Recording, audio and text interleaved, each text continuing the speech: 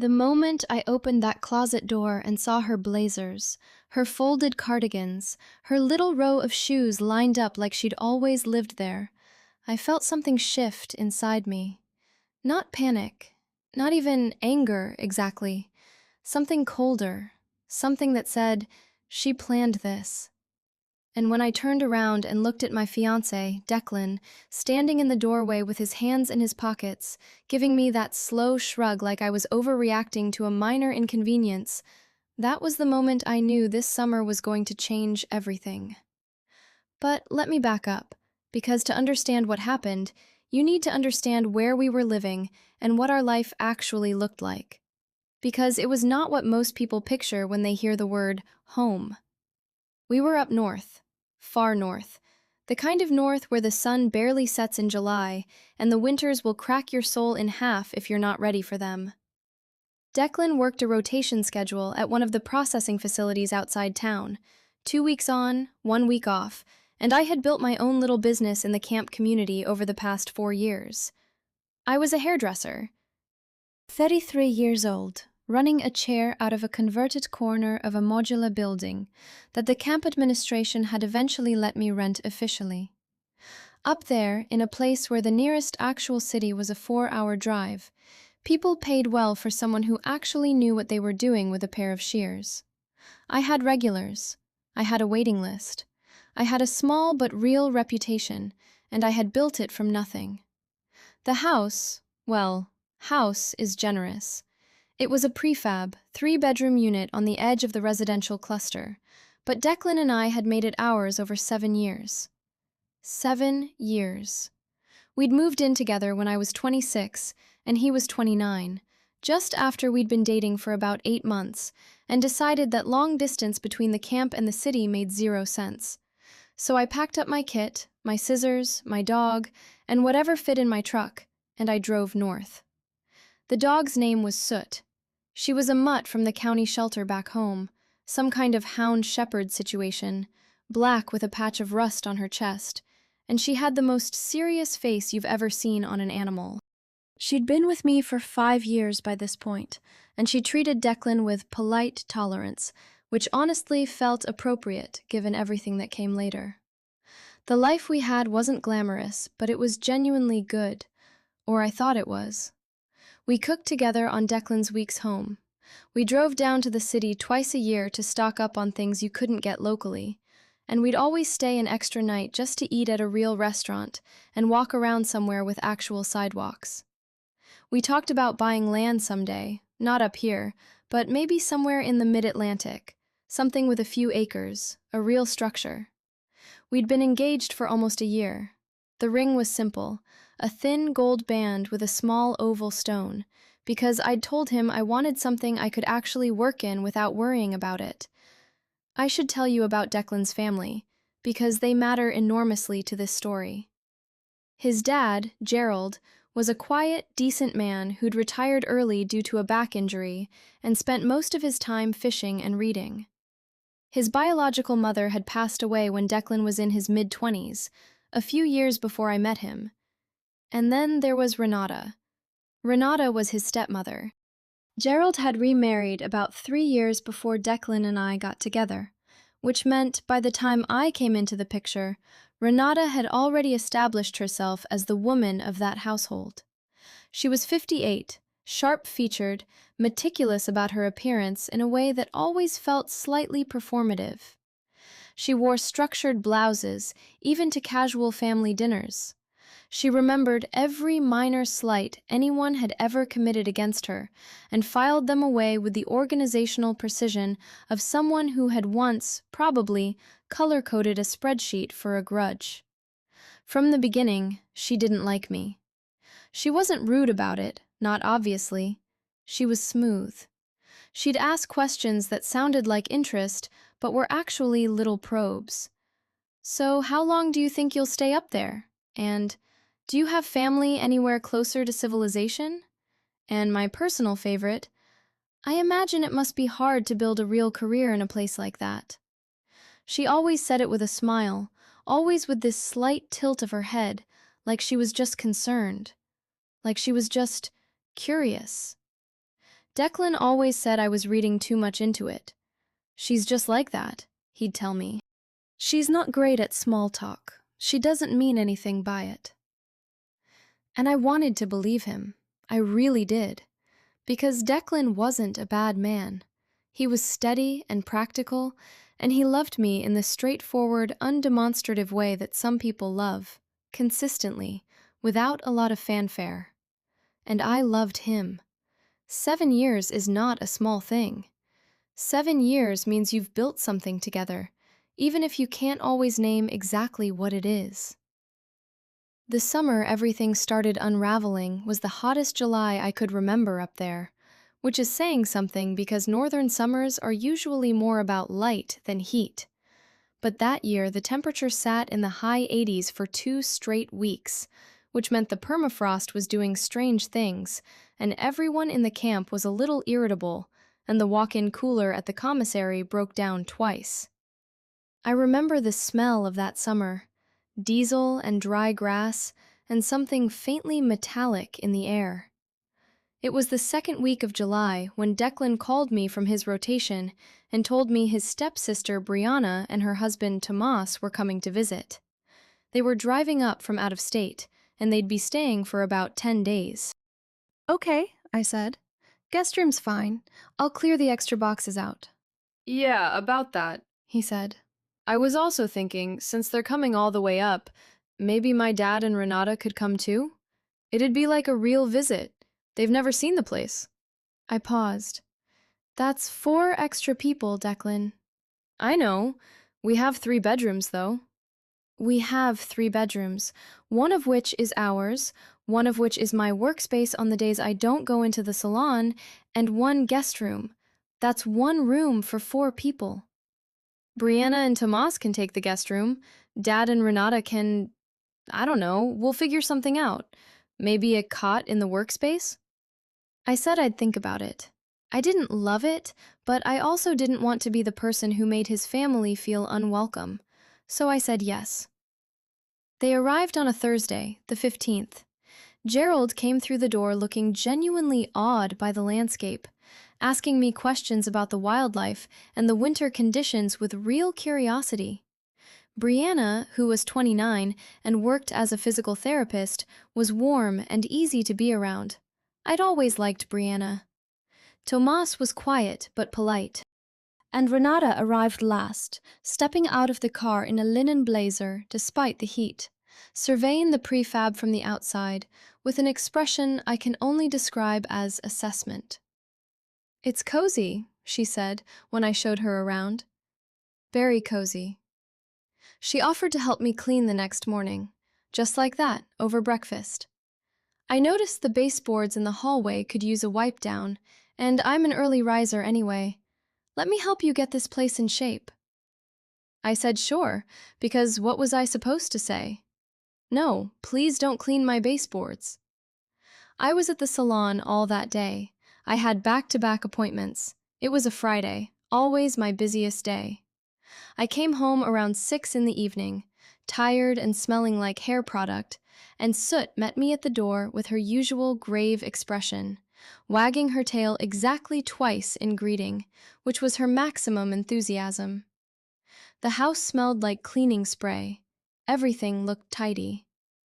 I thanked Renata, who was sitting at the kitchen table with Gerald, looking very satisfied with herself.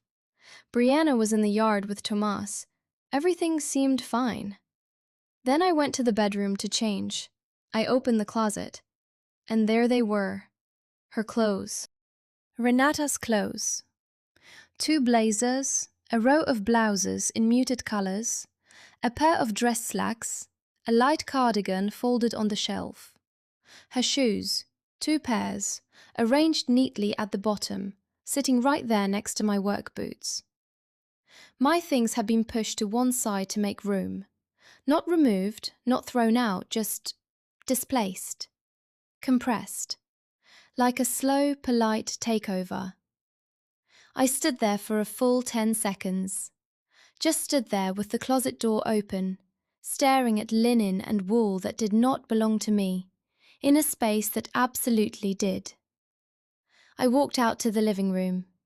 Declan had just gotten back from a supply run and was setting bags down on the counter. "Hey," I said. My voice came out very calm. I was almost impressed by it. "There are clothes in our closet that aren't mine."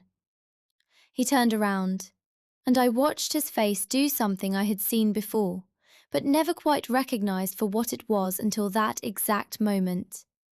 He didn't look surprised. He didn't look confused. He looked like a man running a quick internal calculation. "Oh," he said. "Yeah, Renata mentioned she needed somewhere to put her stuff. The guest room is kind of cramped with Brianna and Tomas, so she put her things in our bedroom closet. She just needed a little space, Declan." I kept my voice even. "Why is she staying in our room?" He picked up a bag of groceries and put it on the counter. "She's not staying in our room. Her stuff is just in there temporarily." "Where is she sleeping?" He looked at me with an expression that was almost apologetic. Almost, but not quite. "Well, Brianna and Tomas already called dibs on the guest room," he said. I looked at him. He shrugged, like that explained it.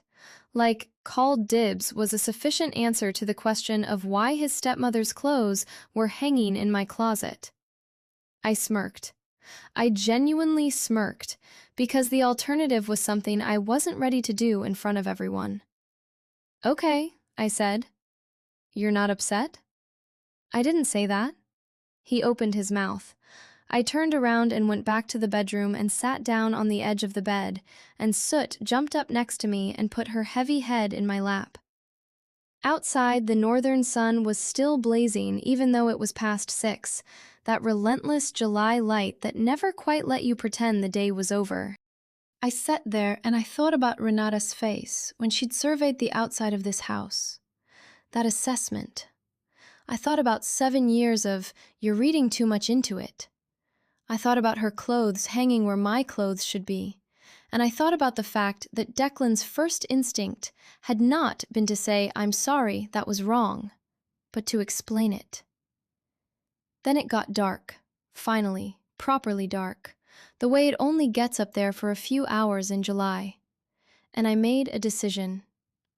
I lay back on the bed and stared at the ceiling, listening to the sounds coming from the other side of the house. Brianna's laugh, the clink of ice in a glass, the low murmur of the TV Declan had turned on, probably to fill the space where a real conversation should have been. Soot shifted her weight against my leg, and I put my hand on her flank and felt her breathe. Here is what I knew, lying there in that not quite dark that passes for night in a northern July. Renata had not put her clothes in my closet by accident. You don't accidentally hang 2 blazers and arrange 2 pairs of shoes while you're supposedly wiping down baseboards. You do that with intention.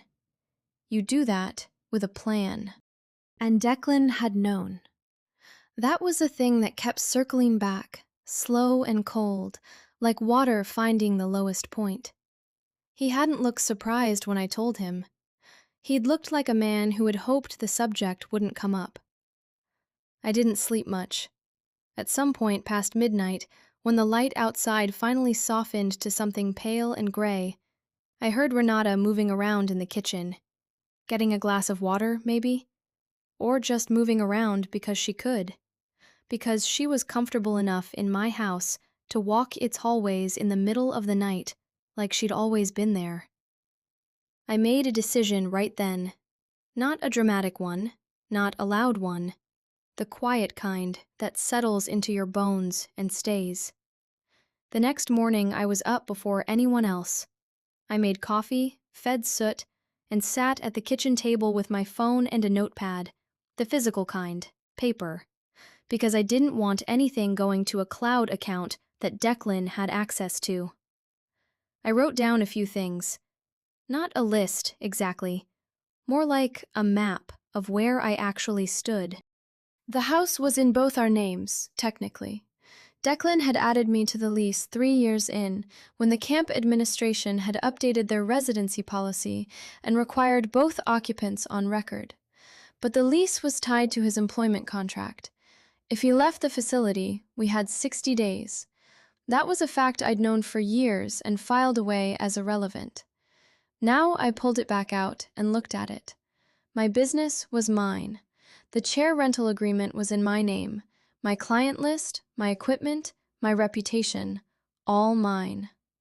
I had a business account separate from our joint checking, which I'd opened 4 years ago when the salon income started to feel real enough to take seriously.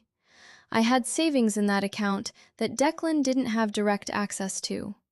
Not a secret, exactly, we'd talked about it, but also something I'd never made a point of discussing in detail.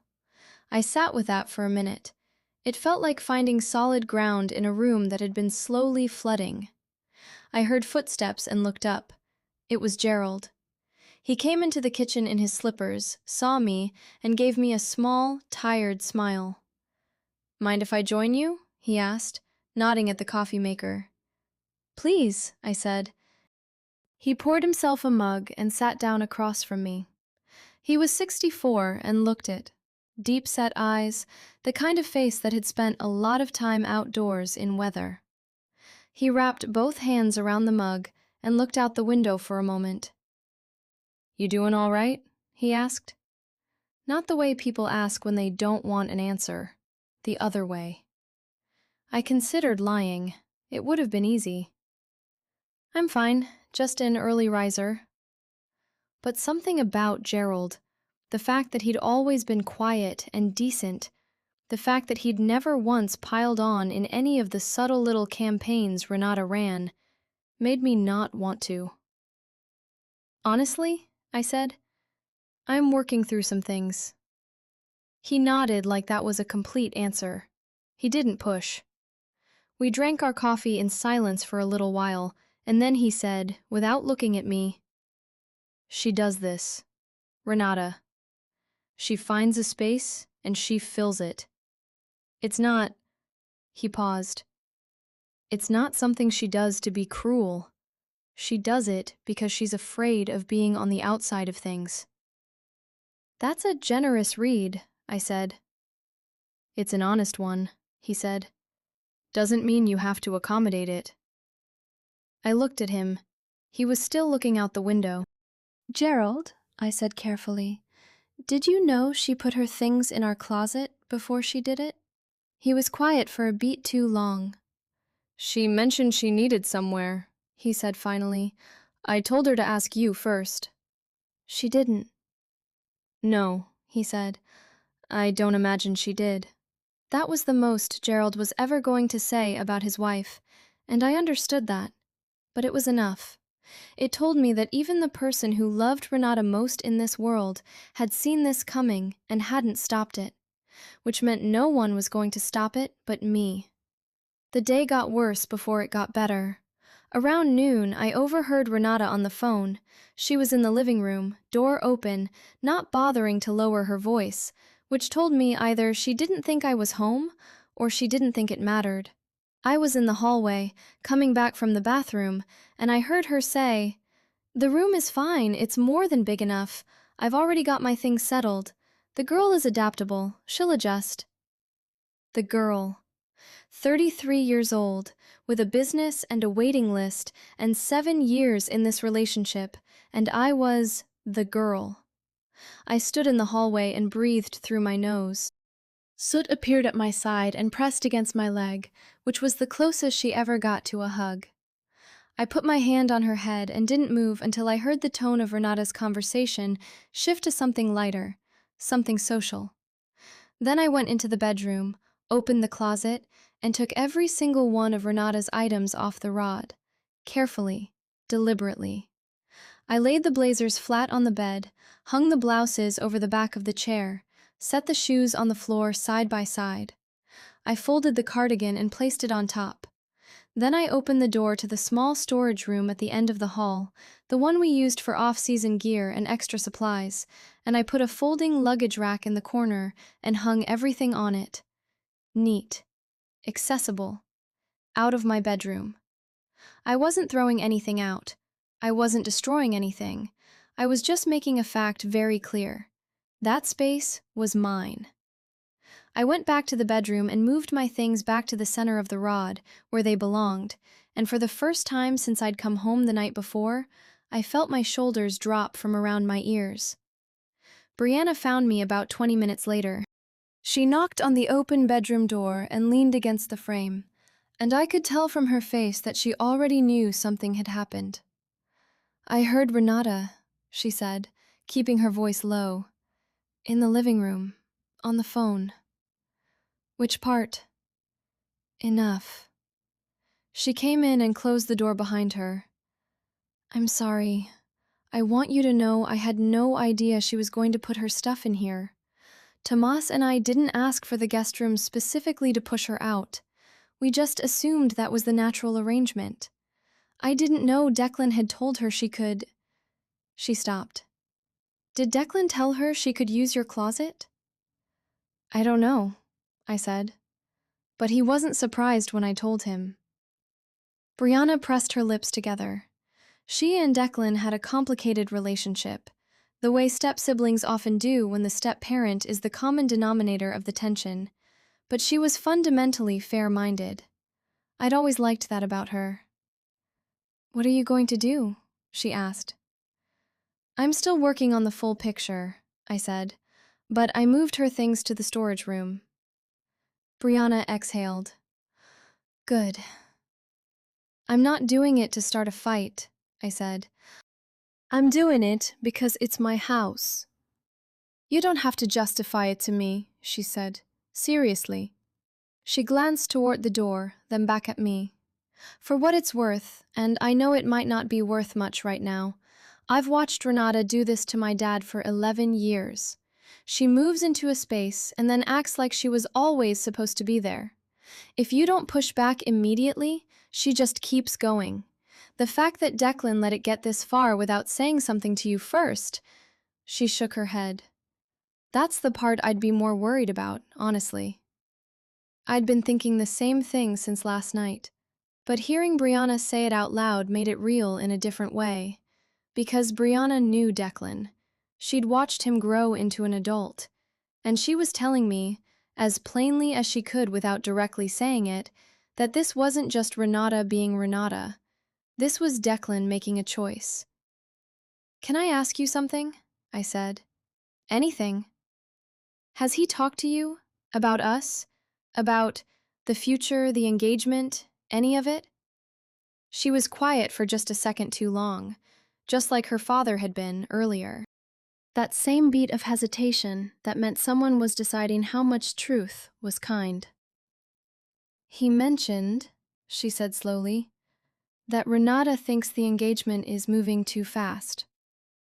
"It's been 7 years." "I know."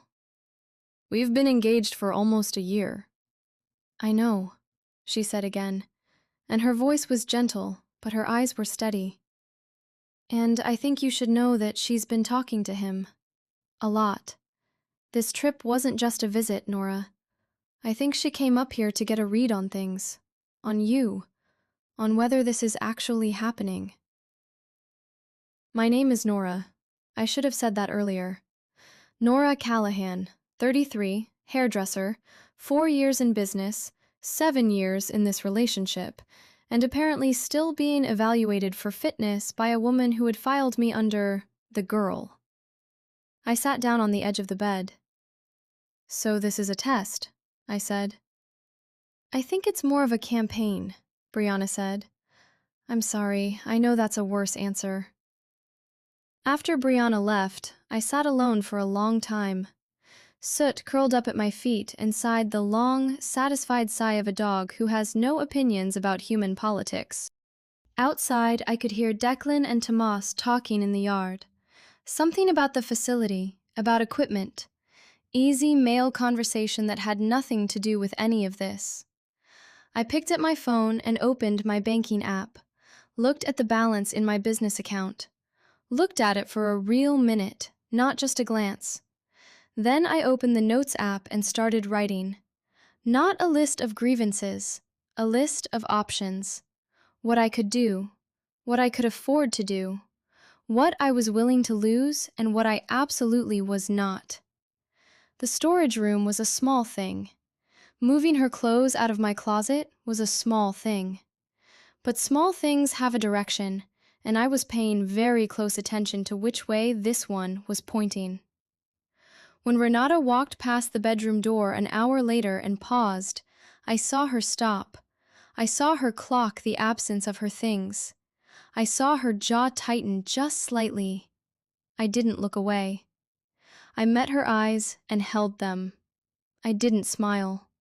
I didn't explain. She moved on without saying a word. And that was fine. We both understood each other now.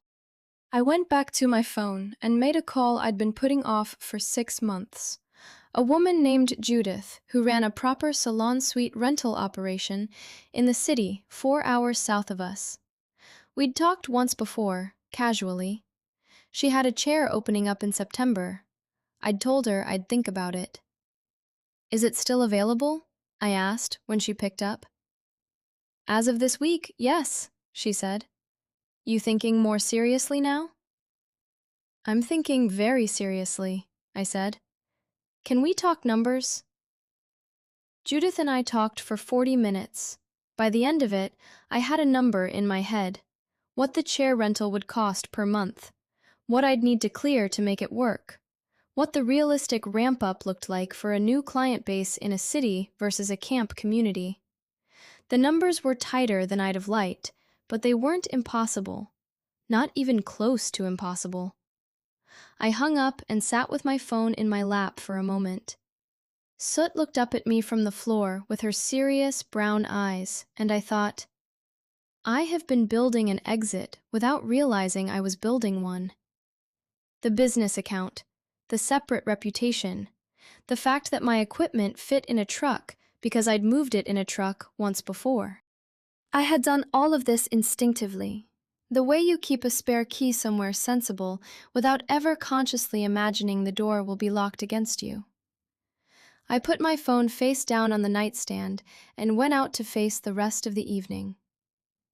Dinner that night was the moment everything came to a head. Declan had grilled outside, which was his way of making an occasion feel festive without actually addressing anything. Gerald set the table.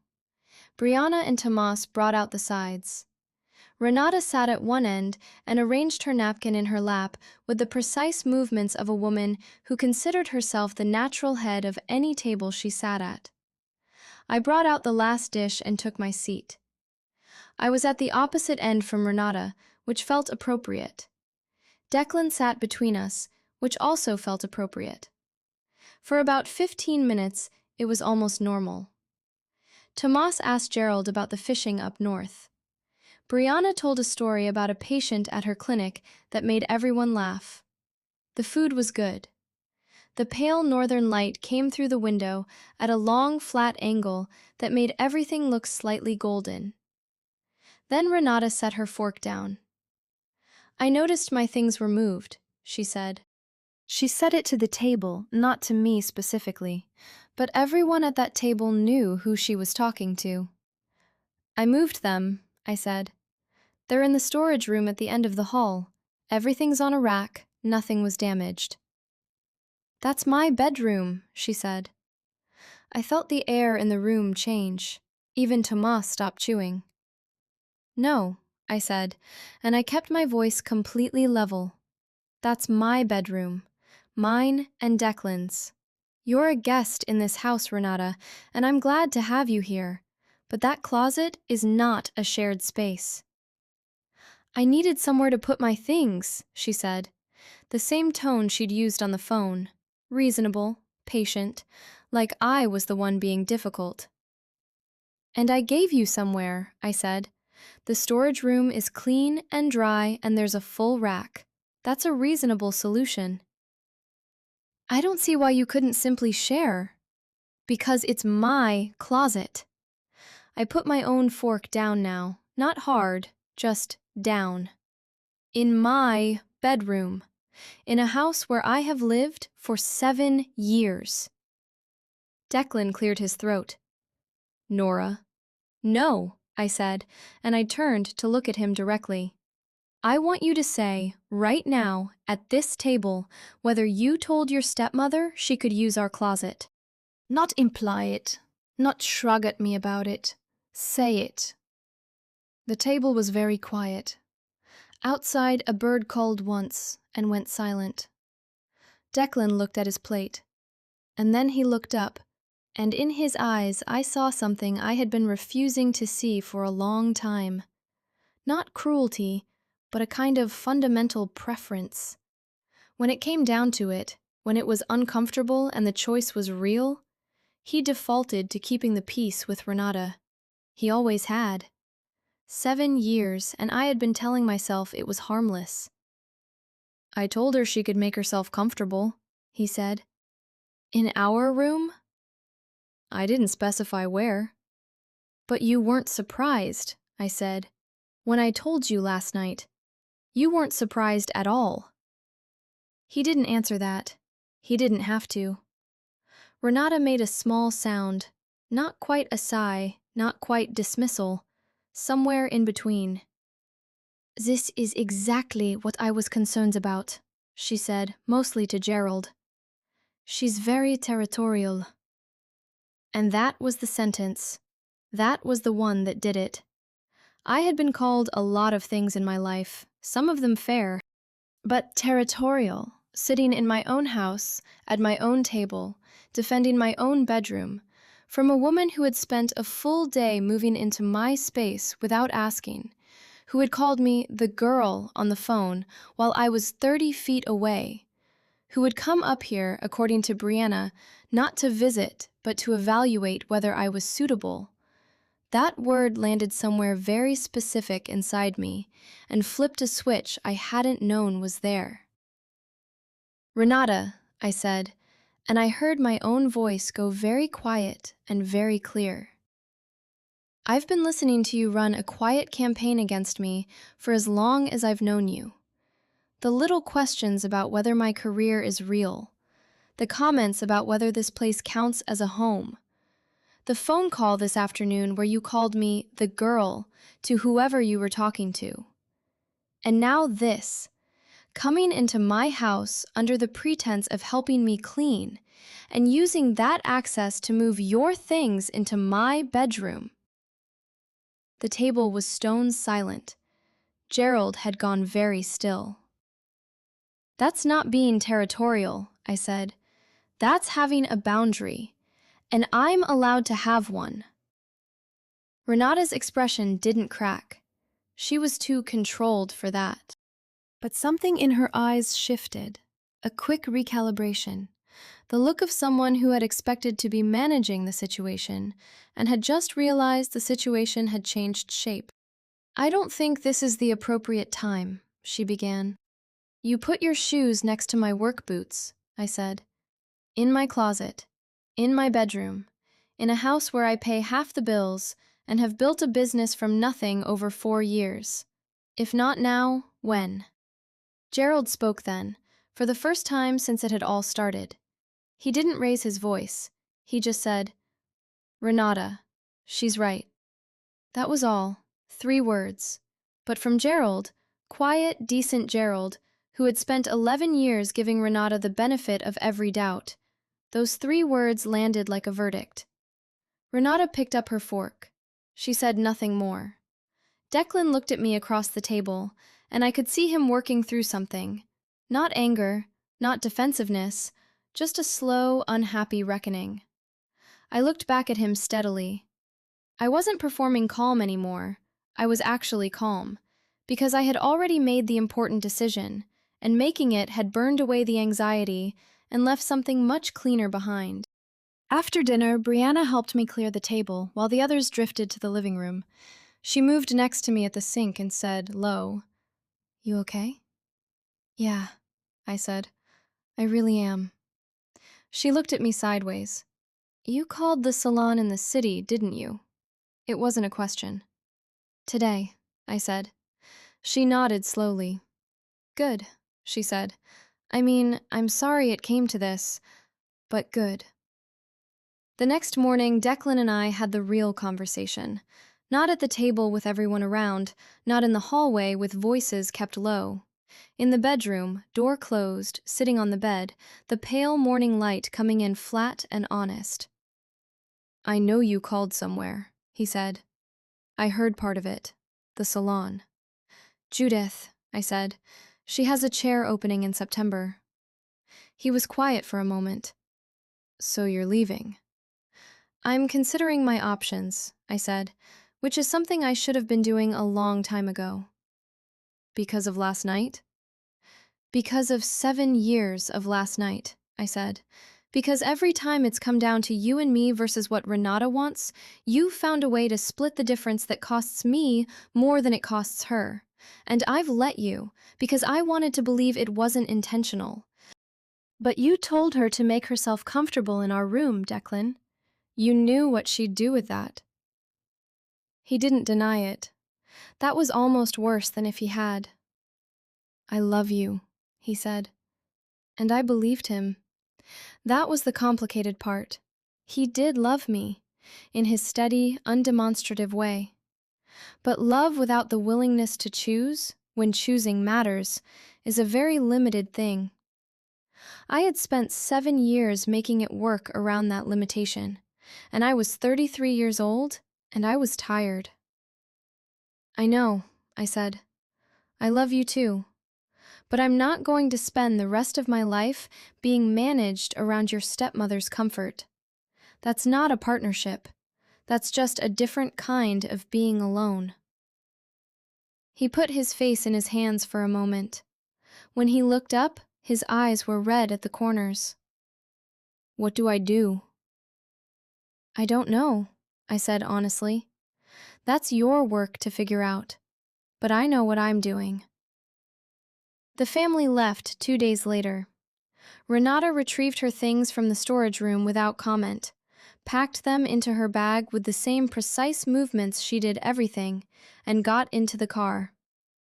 Before Gerald got in, he stopped at the door and looked at me. "Take care of yourself, Nora," he said. "You too, Gerald." He nodded once, and there was something in his face, acknowledgement maybe, or apology, that I accepted without needing him to say more. He was 64 years old, and he'd made his choices a long time ago. That wasn't mine to fix. Brianna hugged me at the car, long and tight. "September," she said into my shoulder. "September," I said back. I called Judith that afternoon and told her I was taking the chair. We agreed on a start date, the second week of September, which gave me 8 weeks to transition my clients, arrange storage for my equipment, and figure out where I was going to live. I had enough in my business account for 3 months of chair rental, plus a deposit on a furnished studio. It would be tight, but tight was survivable. Tight was not the same as stuck. Declan and I didn't end dramatically. There was no explosion, no final terrible scene.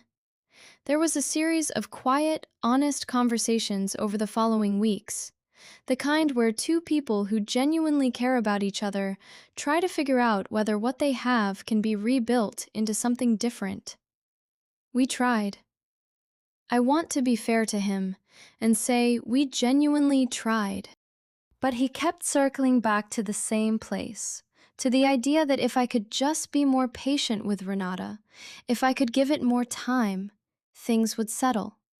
And I kept circling back to the fact that he was still framing the problem as my capacity for patience, rather than his capacity to protect what we'd built together. The ring came off in Augustus, not in anger. I set it on the kitchen counter on a Tuesday morning while he was making coffee, and he looked at it, and then he looked at me, and we both understood. I left in the first week of September, which was also the first week the nights got genuinely cold again up north.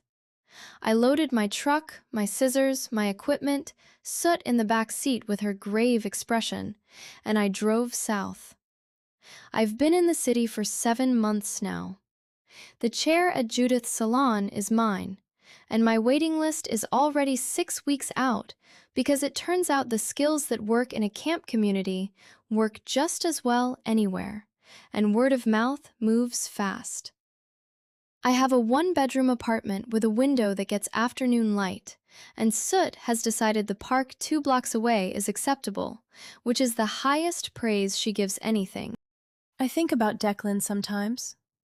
Not with bitterness, with something more like clarity. He was a good man in many ways. He just wasn't willing to be a brave one when it counted. And I spent too long deciding that was a trade-off I could live with. Renata's clothes hung in my closet for about 6 hours total before I moved them. That's all the time she ever actually had. She came up north to assess whether I was going to be a permanent fixture in her stepson's life, and in a way, she got her answer, just not the one she was looking for. Because I didn't leave because she won. I left because I finally stopped waiting for Declan to tell her she hadn't. There's a difference. It took me 7 years and 1 row of blazers in my closet to understand it, but I understand it now. Some spaces you have to clear for yourself.